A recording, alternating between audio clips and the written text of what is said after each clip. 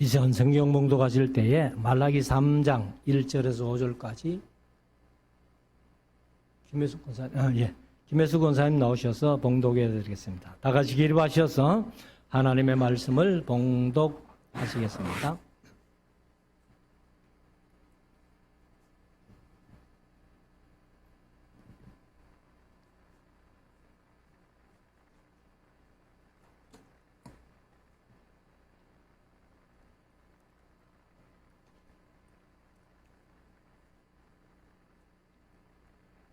만군의 여호와가 이르노라. 보라, 내가 내 사자를 보내리니 그가 내 앞에서 길을 예비할 것이요 또 너희가 구하는 바 주가 홀련히 그 전에 임하리니 곧 너희의 사모하는 바 언약의 사자가 임할 것이다. 그의 임하는 날은 누가 능히 당하며 그의 나타나는 때에 누가 능히 서리요. 그는 금을 연단하는 자의 불과 회복하는 자의 재물과 같을 것이다. 그가 은을 연단하여 깨끗게 하는 자 같이 앉아서 내 자손을 깨끗게 하되 금같이 그것을 연단하리니 그들이 어른 재물에 나 여호와께 드릴 것이니라. 그때에 유다와 예루살렘의 헌물에 옛날과 고대의 같이 나 여호와의 기쁨이 되려니와 내가 심판하러 너희에게 임할 것이다. 쓸 수 있는 자에게는 간음하는 자에게와 거짓 맹세하는 자에게와 품꾼의 삭을 대하여 어긋게 하며 가부의 과부를 압제하며 나그네를 어긋게 하며 나의 경외치 아니한 자들에게는 속히 증가하리니라. 만군의 여호와의 말하였느니라. 아멘.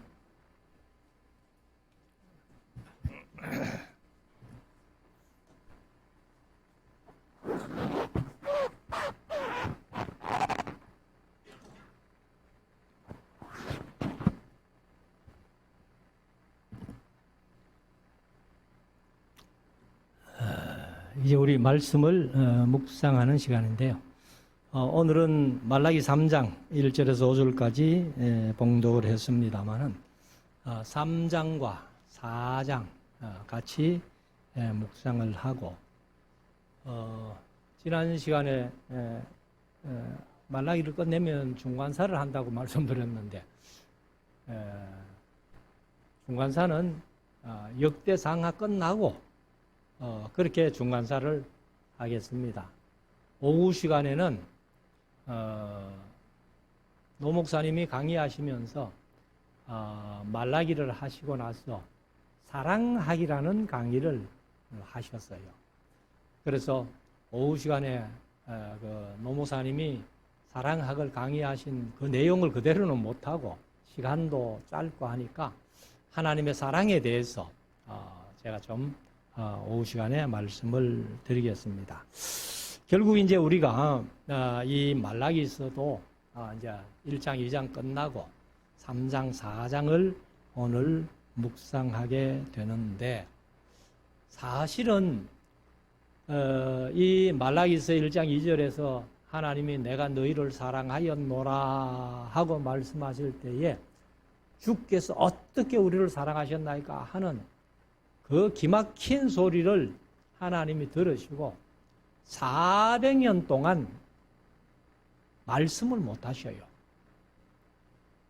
그러니까 우리가 하나님이 전능하시고 전지하시고 무소부재하시고 편지하신 하나님이신데 그런 말 한마디에 400년 동안 말씀 못 하실 그런 하나님이 말이 되느냐 이렇게 생각할 수 있겠습니다만은 사실은 하나님의 심정, 하나님의 감정이 그렇다는 겁니다. 그래서 한 400년 이제 하나님의 말씀을 못 하시고 있다가 사실 이제 세례 요한을 보내면서 광야에서 회개하라라고 외치는 그런 이제 일을 시작해 가지고 예수님이 오셔서 그렇게 또 예수님이 사역을 하십니다만은 그래서 우리가 하나님도 전능하신 하나님이 뭔가 안 되는 게 있다는 거예요. 안 되는 게. 안 되는 게 뭐냐 하면은 다른 피조물은 다 하나님이 마음대로 하실 수 있어요. 마음대로 하실 수 있는데 이 인간, 하나님의 형상대로 지음받은 인간이 하나님이 마음대로 안 됩니다. 왜요? 하나님이 인간을 창조하실 때에 그에게 자유의지를 주셨고 인격적으로 창조하셨기 때문에 하나님은 항상 우리 사람을 대하실 때는 인격적으로 대하시는 거예요. 그런데 서로 인격이 통할 때에는 뭔가 돼요. 인격인 사람이 인격인 하나님의 말씀을 듣고 변화되고 그 말씀대로 살려고 애쓰고 할 때는 되는데 이 인격을 무시해버리고 인간이 자기 고집대로 자기 마음대로 하려고 할 때에는 전능하신 하나님도 어쩔 수 없다는 거예요. 그런 하나님의 심정을 우리가 한번 생각하면서 이제 이 말라기 결론을 한번 묵상을 해보겠습니다. 3장 1절부터 한번 보십시다. 만군의 여호와가 이르노라. 보라, 내가 내 사자를 보내리니. 내 사자를 보내리니. 이 사자는 세례 요한이거든요. 마가복음 1장 1절에 보면은 예수 그리스도 복음의 시작이라 하고 2절 말씀에 보면은 이 말씀을 인용을 합니다. 물론 마가가 마가복음을 쓸 때에 마가는 이제 마가복음이라고 기록을 했지만은 사실은 복음 자체는 이제 베드로 복음이다라고 공부 시간에 그렇게 말씀드렸는데 베드로가 전하는 복음 그것을 이제 사람들이 그 마가에게 당신은 베드로를 열심히 따라다니면서 같이 사역을 했으니까 베드로가 전한 복음을 우리에게 좀 들려주십시오 해서 이제 마가복음을 기록하게 되는데 아무튼 베드로가 그렇게 얘기를 했는지 모르겠습니다만은 이 마가복음 1장 2절에 보면은 말라기 3장 1절과 이사야 42장 말씀을 함께 묶어가지고 인용해가지고는 이사야의 거래 이렇게 해놨어요. 그러니까 말라기 3장 1절도 이사야가 말한 줄 알아요.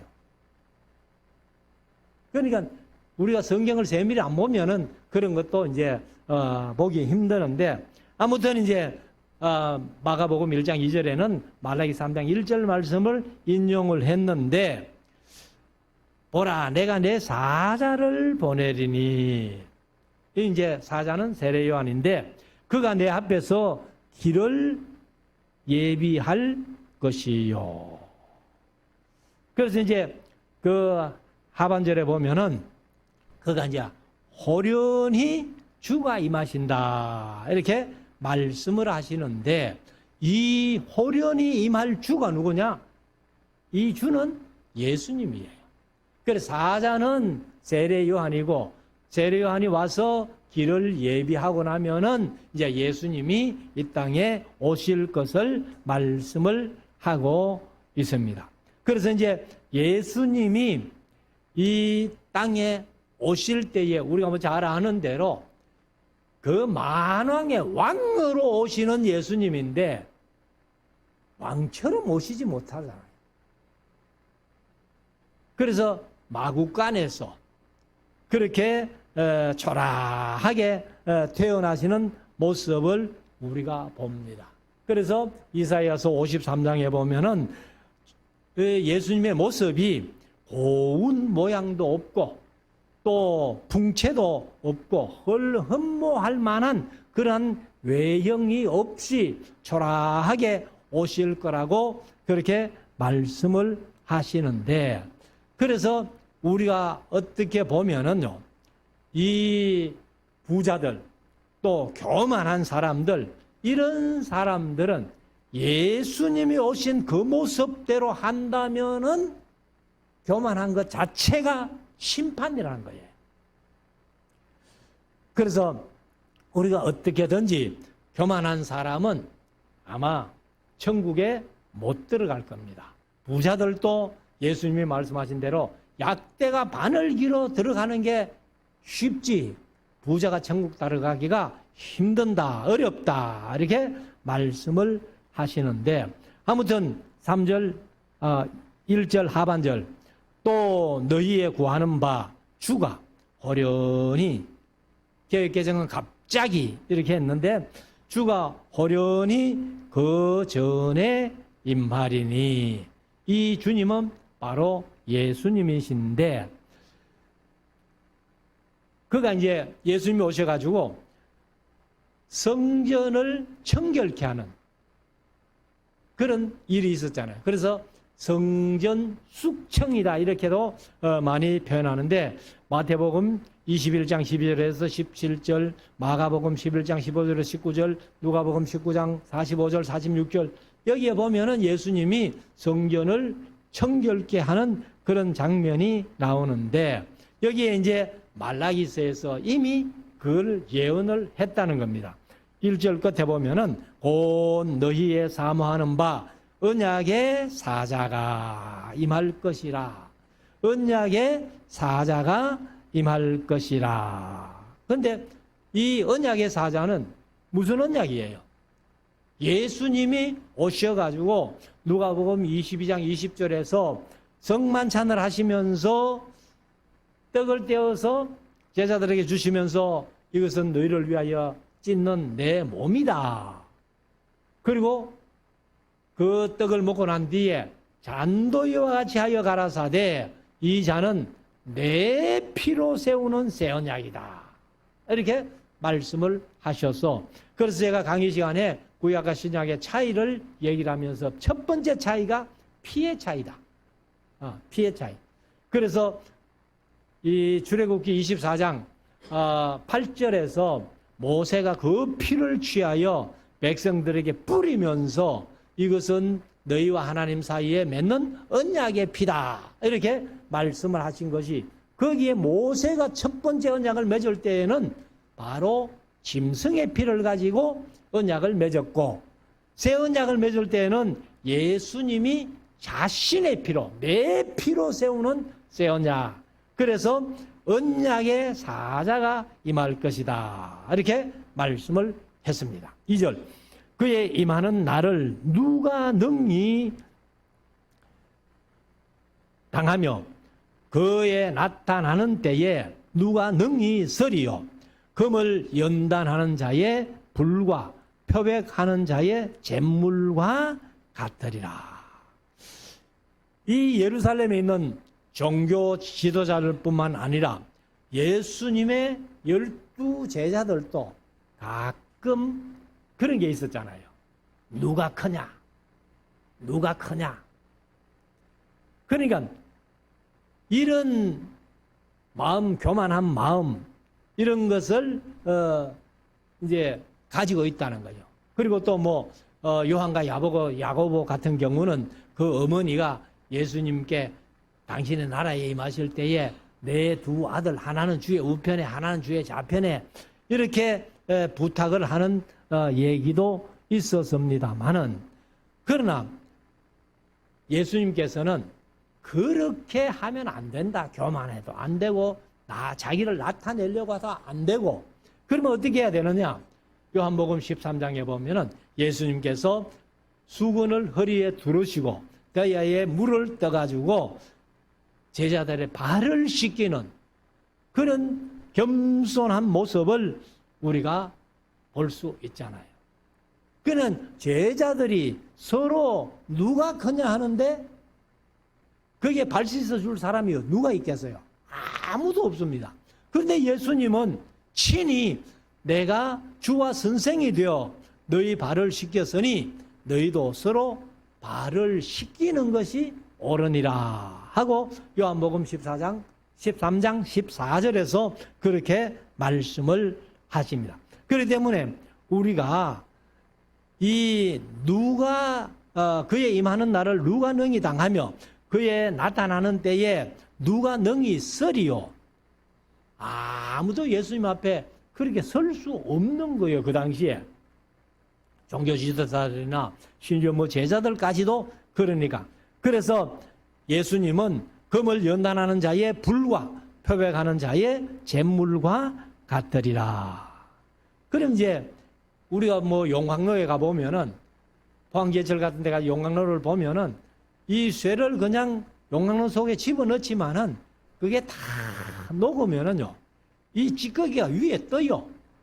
그래서 이제 그것을 싹 걷어내버리고 이 철을 이제 만들어가지고 그걸 또 이제 강철로 만들려면은 불에 넣었다가 찬물에 넣었다가 불에 넣었다가 찬물에 넣었다가 이렇게 만드는 그런 연단하는 과정이 있다는 거예요. 그리고 금도 그렇게 해야만이 좋은 금이 나오고 표백하는 자의 잿물과 같을 것이라. 이거는 젊은 사람들은 아마 이게 무슨 말인지 모를 거예요. 잿물을 쓰는데 어떻게 깨끗해지노? 여기 뭐 연세 많은 어른들이야. 옛날에 빨래할 때 뭘 했어요? 빨래를 희게 씻기 위해 가지고 잿물을 사용했어요. 그 얘기를 쓴 겁니다. 사실은. 요즘은 뭐 비누나 세제나 이런 것들 가지고 빨래하지만은 그래서 이런 것들을 했는데 자 3절 그가 은을 연단하여 깨끗게 하는 자같이 앉아서 레위 자손을 깨끗게 하되 금, 은 같이 그들을 연단하리니 그들이 의로운 제물을 나 여호와께 드릴 것이라. 그래 이제 레위인들이 정결한 모습으로 하나님의 전에 들어가서 제사하는 것처럼 그렇게 이제 예수님이 레위인들을 정결케 하고 우리 하나님을 믿는 하나님의 백성들을 우리의 마음들을 깨끗이 잿물로 씻어서 정결케 해가지고 하나님 앞에 나와서 예배 드리게 할 것이다. 이렇게 말씀을 합니다. 4절 그때에 유다와 예루살렘의 헌물이 사실은 봉헌물이에요. 그래서 이제 앞에 개역 개정은 봉헌물이라고 그렇게 기록을 해놨는데 아무튼 그때의 유다와 예루살렘의 헌물이 옛날과 고대와 같이 나 여호와께 기쁨이 되려니와 내가 심판하러 너희에게 임할 것이라. 사실은 이 예수님이 오셔가지고 고대와 같이 나 여호와께 기쁨이 되겠다. 처음에 레위기 1장부터 5장까지의 이제 그 5대 제사가 나오잖아요. 그러니까 출애굽기 25장부터 이제 성막의 설계도가 나오는데 성막을 다 1년 동안 짓고 그래 이제 레위기에서 5대 제사를 설명하면서 쭉 얘기를 하는데 그때는 얼마나 정성스럽게 제사를 했겠어요. 형식주의도 아니고 하나님이 말씀하신 그대로 그러니까 하나님이 기쁘게 그 제사들을 받았는데 구약 전체에 뒤에 가면은 하나님 잊어버리고 온갖 우상 숭배하고 이렇게 했잖아요.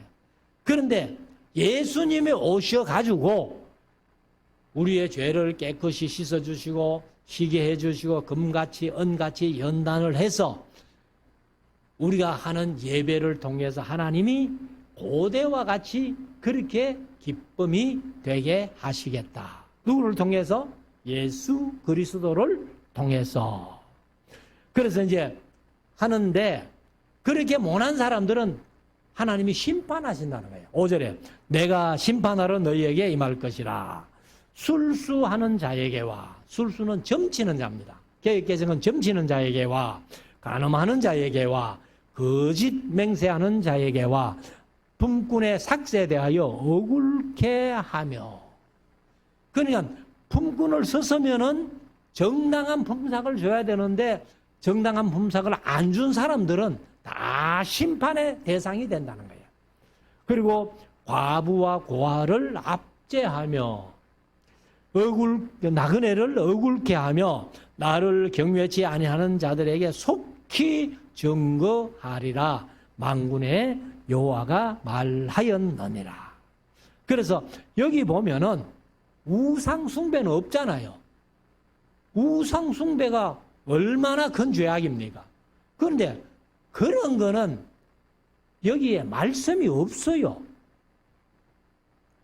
그러면 무엇을 이제 얘기를 하느냐? 여기는 우상 숭배 같은 그런 죄악, 그거는 말할 것도 없고, 그래서 여기에서는 뭘 얘기를 하느냐?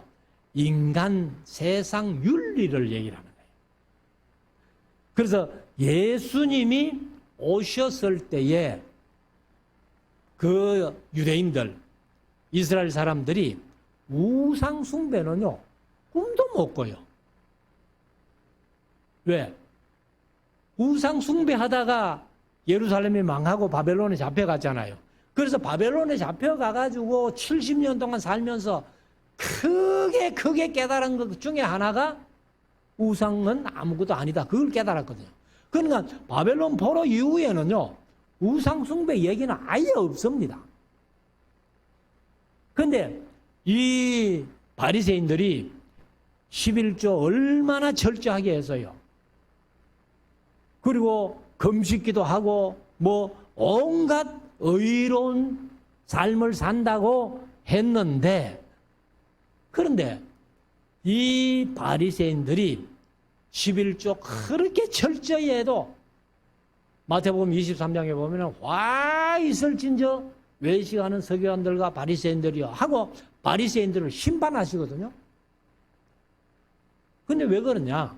바로 요한복음 5장 42절에 보면은 답이 나와 있어요. 바리새인들이 그렇게 철저하게 신앙생활을 하는데 왜 심판하느냐? 바로 요한복음 5장 42절에 다만 하나님을 사랑하는 것이 너희 속에 없으므로, 하나님을 사랑하는 것이 너희 속에 없음을 예수님이 알았다는 거예요. 그래서 바리새인들을 심판하시는 거예요. 그렇다면은 우리가 사실은 이 계명을 말씀하시면 우리가 뭐 한 달에 한 번씩 십계명을 교독을 합니다만은 이 계명에 보면은 나를 사랑하고 내 계명을 지키는 자에게는 천대까지 은혜를 베푼다. 이렇게 말씀하시잖아요. 그러니까 우리가 믿음 생활이라는 것이 하나님 한 분인 줄 믿습니다. 물론 좋은 믿음이죠. 그런데 야고보서도 그런 얘기를 해요. 하나님이 한 분인 줄 믿느냐? 잘한다 그래. 그것은 귀신들도 믿고 떤다는 거예요. 그건 하나님 한 분인 줄 믿는 거, 그것도 중요하지만은 한 분인 줄 믿으면 우리가 하나님을 사랑해야 된다는 거예요. 결론은 그거예요. 사랑이 없는 믿음 아무것도 안 한다. 그래서 믿음, 소망, 사랑 이 세 가지는 항상 있을 것인데 그 중에 제일이 사랑이야. 사랑 없이 하는 건 아무것도 아니야. 고린도전서 13장에 뭐 우리가 보통 사랑장이라고 그렇게 얘기하나, 그게 사랑장 아니에요. 방언하고 예언하고 뭐 온갖 좋은 거 다 해도 사랑이 없으면 아무것도 아니라고 그렇게 말씀하시잖아요. 그래서 오후 시간에 제가 하나님의 그 사랑에 대해서, 우리가 일반적으로 뭐 많은 사람들이 헬라어로 아가페, 에로스, 스톨리게, 필리아 뭐 이렇게 사랑을 정리해가지고 아가페는 뭐 무조건 주는 하나님의 사랑이다 하는데 아가페가 그런 사랑 아니에요. 그냥 우리나라 말로 하면은 사랑이에요, 사랑. 그러니까 형제 간의 사랑도, 친구 간의 사랑도, 남녀 간의 사랑도 전부 사랑이라고 표현하는 그게 아가페예요. 자, 6절. 나 요한은 변역지 아니하나니 그러므로 야곱 자손들아 너희가 소멸되지 아니하리라. 그래서 아브라함과 이삭과 야곱과 맺은 언약, 그 뒤에 다윗과 맺은 언약이 있기 때문에 이스라엘은 완전히 소멸되는 건 없어요. 그래서 로마서 9장부터 11장까지 보면은 언젠가는 이스라엘이 돌아온다. 이렇게 말씀을 하시는 겁니다. 7절 만군의 여호와가 이르노라 너희 열조의 날로부터 너희가 나의 규례를 떠나 지키지 아니하였도다. 이거는 이제 구약 시대가 바로 그런 시대 아니에요. 떠나 우상을 섬기면서 하나님을 바로 섬기지 않았습니다. 그래서 난 너희가 나의 규례를 떠나 지키지 아니하였도다. 그런즉 내게로 돌아오라. 지금이라도 돌아오면은 하나님께서 용서할 마음이 있다는 겁니다. 그런데 안 돌아왔잖아요. 그러니까 400년 동안 하나님께서 말씀 안 하시고 중간사 400년이 지나갑니다. 그래서 7절 하반절 그리하면 나도 너희에게로 돌아가리라 하였더니 너희가 이르기를 우리가 어떻게 하여야 돌아가리까. 하나님이 한마디 하시면 이스라엘이 꼬박꼬박 말대꾸하는 게 말라기서에 12번이나 말대꾸했다고 그렇게 말씀드렸는데 여기도 또 대꾸하고 있죠. 우리가 어떻게 돌아갑니까? 8절 사람이 어찌 하나님의 것을 도적질하겠느냐. 이제 여기 11조 얘기가 나오는데요. 이 말라기가 11조 하면 복 받는다는 그런 책이 아니라는 것을 처음에 말씀을 드렸습니다만은 사람이 어찌 하나님의 것을 도적질하겠느냐. 그러나 너희는 나의 것을 도적질하고도 말하기를 우리가 어떻게 주의 것을 도적질하였나이까 하도다. 이는 너희들이 도적질한 게 뭐냐? 바로 고 11조와 헌물, 11조와 헌물이라. 그래서 이 헌물이 11조는 다 알잖아요. 수입의 11조를 드리는 건데 헌물은 사실은 첫열매예요. 첫열매. 그래서 하나님 앞에 감사로 드리는 첫열매를 이제 얘기를 합니다. 그래서 사실 우리가 신앙생활 하면서 헌금의 표준, 뭐 우리 교회는 헌금이라는 말을 안 씁니다만은 일반적으로 헌금의 표준이 11조 그리고 헌물입니다. 그래서 이 감사 헌금은 사실은 규정이 없어요. 규정이 없고 자유 헌금입니다. 그렇지만은 11조가 바로 이 헌금의 표준 기준이 되는 거예요. 그리고 헌물. 그래서 우리가 주일 예물 같으면은 아마도 구약 시대에 성전세를 낸 것이 아마 주일 헌금의 기준이다 이렇게 해도 될 거예요. 그래서 반세겔씩 이렇게 내는 건데 사실은 주일마다는 안 내죠. 구약 시대는 뭐 절기 때마다 이렇게 반세기를 내는 그런 건데 아무튼 우리가 이제 신앙생활 하면서 11조를 하나님 앞에 드리는데 11조 안 하면은 도적질이라는 거예요. 제가 중국에서 가서 강의할 때에 말라기를 강의하면서 중국에는 11조가 없어요. 왜 11조가 없느냐? 뭐 교인들에게 헌금 강조하면은 그거는 사꾼 목사다 이래가지고 막 완전히 매도해버립니다. 그래서 제가 성경에 있기 때문에 말라기를 강의하면서 당신들 교인들한테 11조 강조 안 하지 했더니만은 안 한다는 거예요. 여러분들이 11조 얘기 안 하면은 성도들은 여러분들을 뭐 사꾼이 아니라고 그렇게 할지 모르지만은 여러분들이 도둑놈을 만드는 거단 말이야. 응? 교인들을 전부 도둑놈 만들 작정이 있냐고. 그래 좀 강하게 얘기를 했더니만은 목사님 우리가 11조 강조하겠습니다. 지금 아마 안 할 거예요. 11조 강조 안 할 거예요. 그 사람들이. 중국은 아무튼 헌금 강조하면은 사건 목사로 그렇게 얘기를 하기 때문에 그러나 성경이 바로 너희가 나의 것을 도적질하고도 그렇게 말씀하잖아요. 그래서 9절 너희 곧 온 나라가 나의 것을 도적질하였으므로 너희가 저주를 받았느니라. 사실은 뭐 우리가 느헤미야서 13장에서 봤습니다만은 느헤미야가 페르시아에 잠깐 갔다 온 기간에 11조 안 해가지고 레위인들이 전부 먹고 살기 위해 가지고 자기 밭이 있는 마을로 전리로 도망가 버렸잖아요. 그렇기 때문에 하나님을 섬기는 일이 전혀 안 되는 겁니다. 자, 10절. 만군의 여호와가 이르노라. 너희의 온전한 11조를 창고에 들여 나의 집에 양식이 있게 하고 그것으로 나를 시험하여 내가 하늘 문을 열고 너희에게 복을 쌓을 곳이 없도록 붙지 아니하나 보라. 사실은 이 붙지 아니하나 보라 했지만은 우리가 말라기 이후에 쌓을 곳이 없도록 복을 받은 사람이 그렇게 없다는 거예요. 그래서 제가 이 11조 얘기할 때마다 그런 말씀을 좀 드렸습니다만 사실은 나의 집에 양식이 있게 하고가 조건절이에요. 그래서 우리 한국교회는 11조 때문에 복 받는 건 아니라고 저는 개인적으로 그렇게 생각을 해요.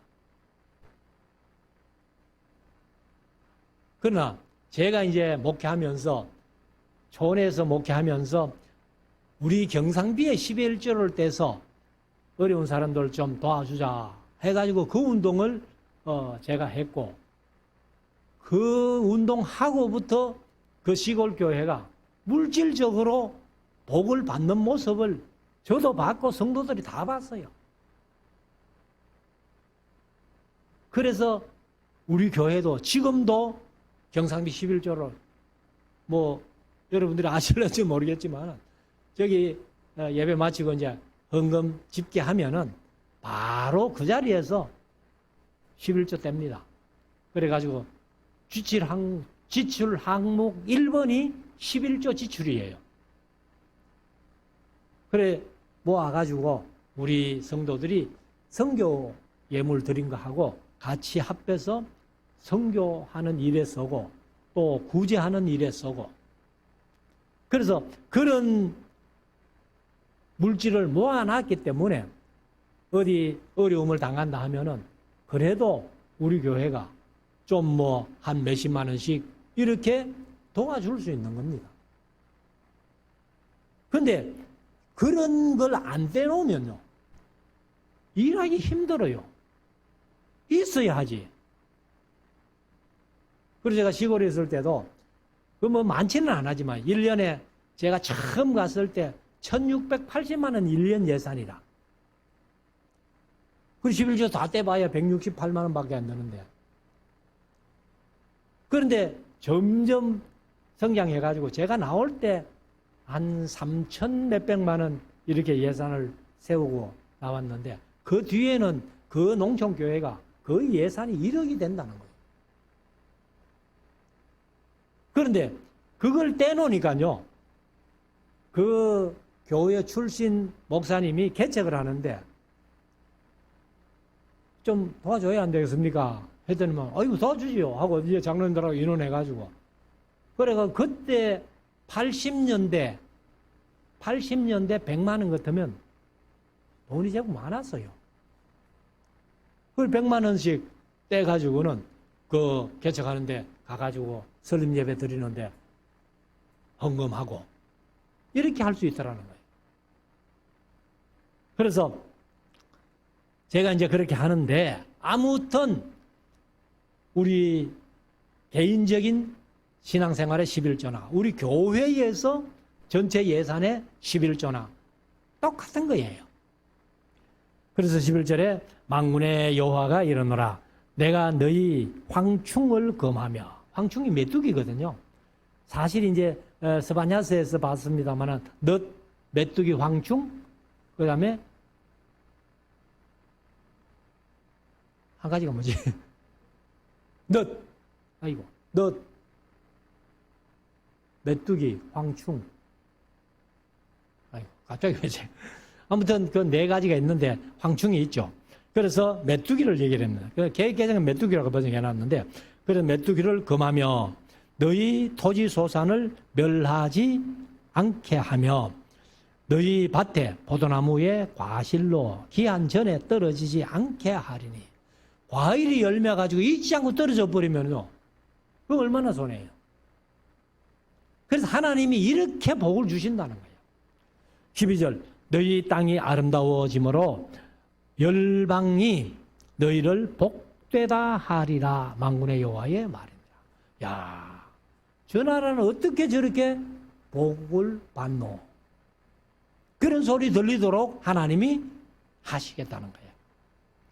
그래서 우리가 사실은 10의 1조를 드린다는 것이, 이것이 하나님이 우리에게 복을 주시는 통로를 만드는 것이다, 이렇게 볼 수 있습니다. 자, 13절 여호와가 이르노라. 너희가 완악한 말로 나를 대적하고도 이르기를 우리가 무슨 말로 주를 대적하였나이까 하는도다. 여기도 이제 또 대적을 하죠. 대적하면서도 또 그런 소리를 하는 겁니다. 그래서 아무튼 이 말라기 시대에 이제 사람들이 이 하나님에 대해서 이렇게 늘 대적하는 그런 소리를 하면서도 대적하는 줄도 몰라요. 14절 이는 너희가 말하기를 하나님을 섬기는 것이 헛되니 만군의 여호와 앞에 그 명령을 지키며 슬프게 행하는 것이 무엇이 유익하리요. 신앙생활이 뭐 유익하노? 일주일에 한 번씩 예배 드리는 것도 귀찮기도 하지만은 아무 유익이 없어, 이런 얘기를 할 수 있다는 겁니다. 그런데 그런 얘기하는 것도 하나님은 문제를 삼는다는 거예요. 그래서 15절에 지금 우리는 교만한 자가 복되다 하며 악을 행하는 자가 장성하며 하나님을 시험하는 자가 화를 면한다 하노라 함이라. 이것도 말을 함부로 하는 거죠. 아이고, 신앙생활 해봐야 뭐 말짱 헛거지. 뭐 귀찮기만 하지.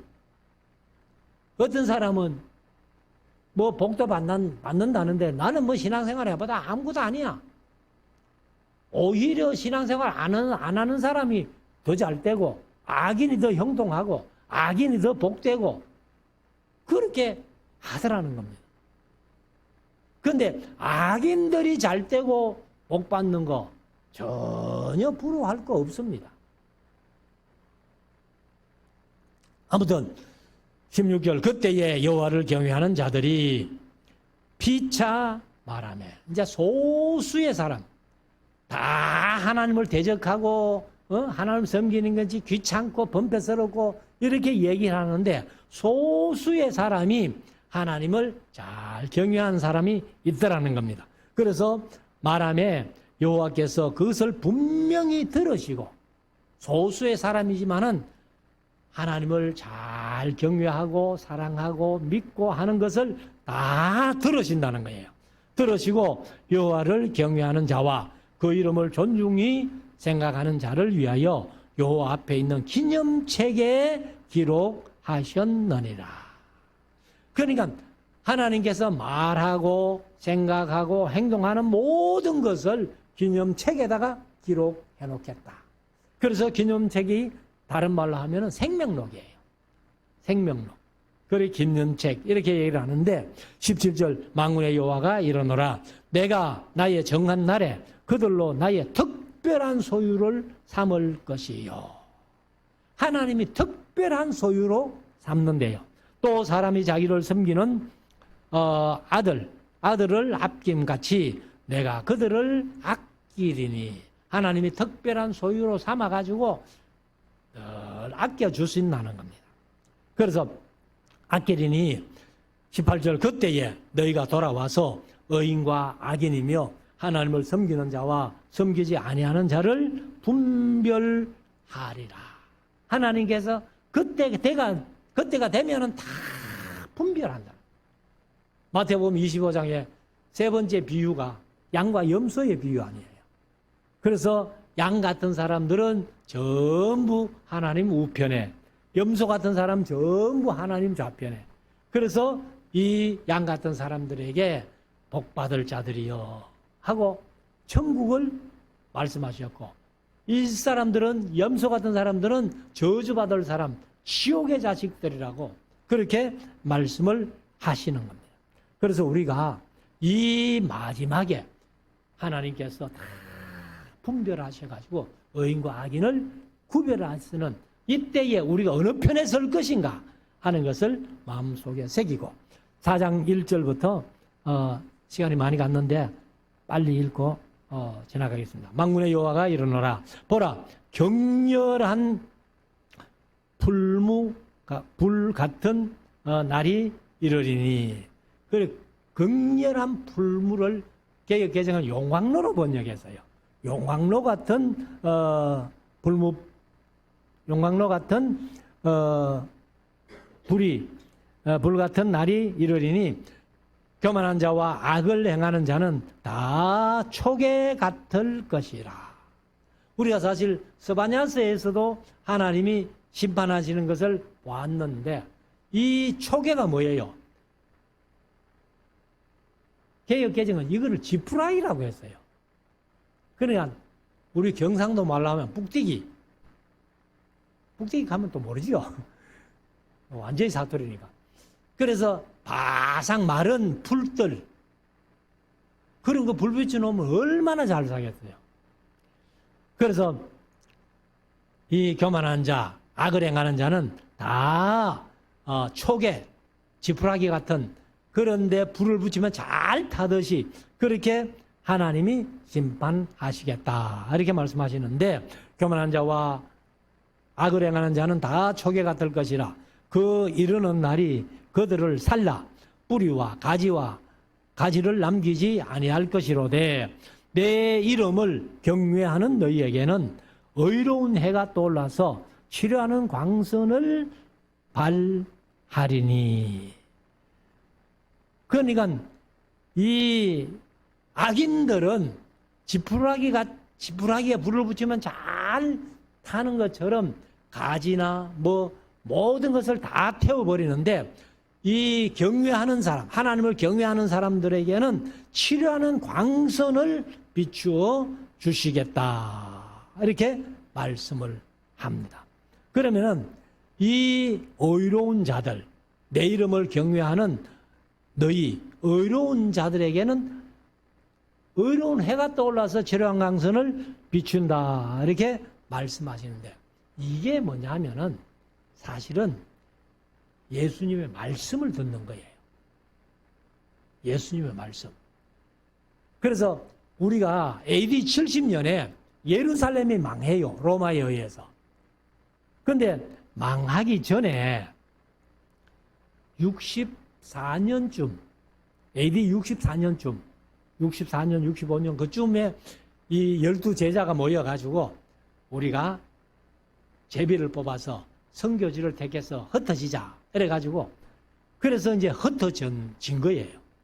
흩어지고 나서 AD 70년에 흩어진 사람들은 다 살았는데 로마가 예루살렘을 에워싸고 그 안에서 굶어 죽어요.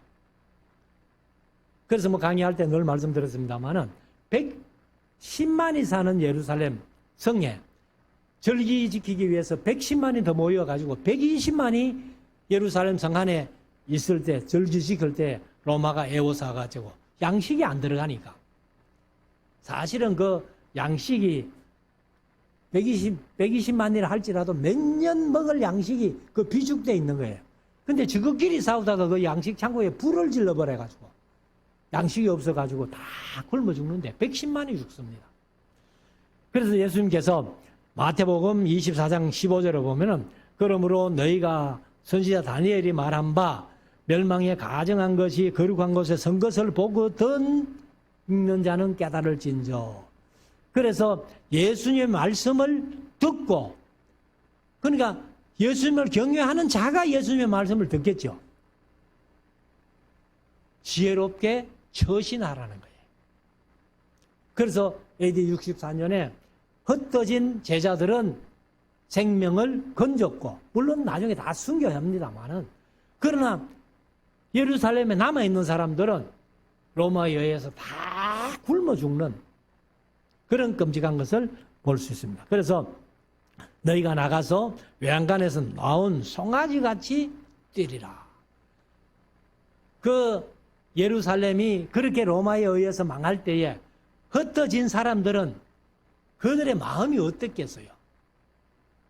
야, 우리가 저기에 예루살렘에 같이 있었더라면 다 죽었을 텐데 우리는 살았구나 하면서 송아지같이 뛰는 것도 겨울 내내 송아지를 마구간에 이렇게 키우다가 봄 되면 이제 마당에 풀어놔요. 풀어놓으면 이게 막 달리고 싶은데 마당이 좁아가지고 달리지는 못하고 그래서 그냥 뛰는 거예요. 이런 모습은 뭐 농촌에서 살아야, 요즘 농촌에 살아도 그런 송아지가 뛰는 모습은 못 봅니다. 자, 그래서 3절에 또 너희가 악인을 밟을 것이니 그들이 나의 정한 날에 너희 발바닥 밑에 재와 같으리라. 만군의 여호와의 말이다. 우리 의인들이요, 결국은 악인을 밟는다는 거예요. 악인들이 우리 발바닥 밑에 있게 될 것이다 하는 것을 말씀을 합니다. 4절, 너희는 내가 호렙에서 온 이스라엘을 위하여 내 종 모세에게 명한 법, 곧 율례와 법도를 기억하라. 모세를 통해서 명한 법이 뭐예요? 레위기라는 율법이에요. 그것을 기억해라. 4절, 5절, 보라, 여호와의 크고 두려운 날이 이르기 전에. 여호와의 크고 두려운 날이 사실은 그 가까이에서 보면 AD 70년에 로마에 망하는 거예요. 그러면 이제 그 두려운 날이 이르기 전에 내가 선지 엘리야를 너희에게 보내리니. 그러니까 이제 엘리야가 이제 세례 요한인데 세례 요한이 와가지고 예수님 오실 것을 말씀하셨고 그 예수님이 오셨고 그리고 복음이 전파되면서 AD 70년에 결국 예루살렘이 망하는 크고 두려운 날. 그래서 엘리야를 보내줬는데 이 엘리야가 이제 세례 요한인 것을 3장 1절에서 말씀을 했죠. 6절, 그가 아비의 마음을 자녀에게로 돌이키게 하고 회개하라 천국이 가까웠느니라 하고 외치니까 이 사람들이 그 소리 듣고 하나님 아버지께로 마음을 돌린 거예요.